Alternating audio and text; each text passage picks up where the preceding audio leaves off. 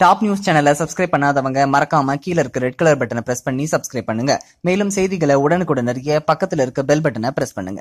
பூமிக்கும் சூரியனுக்கும் இடையே நீள்வட்ட பாதையை நிலவு கடக்கும் போது சூரியனின் ஒளியை நிலவு மறைக்கும் நிகழ்வுக்கு சூரிய கிரகணம் என்று பெயர். இதில் முழு கிரகணம், பகுதி கிரகணம், கங்கண கிரகணம், கலப்பு கிரகணம் என பல வகை உண்டு.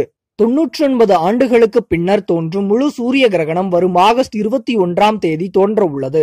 இந்நிலையில் இது குறித்து பொதுமக்களுக்கு நாசா சில அறிவுரைகளை கூறியுள்ளது. அந்த அறிக்கையில் கூறியிருப்பதாவது: சூரிய கிரகணம் நிகழும் போது சூரியனின் விளிம்புகள் மட்டுமே தெரியும். இதனை வெறும் கண்களால் பார்க்கக்கூடாது. பிரத்யேகமாக தயாரிக்கப்பட்டுள்ள சூரிய ஒளி தடுப்பு கண்ணாடிகளால் மட்டுமே காண வேண்டும். சூரியனின் மையப்பகுதியை முழுமையாக நிலவு மறைக்கிறது. இந்த சூரிய கிரகணத்தை உலகம் முழுவதும் உள்ள 30 கோடி மக்களால் இந்த கிரகணத்தை பார்க்க முடியும் என்று நாசா தெரிவித்துள்ளது. இந்த தகவல் உங்களுக்கு பிடிச்சிருந்தா லைக் பண்ணுங்க, கமெண்ட் பண்ணுங்க.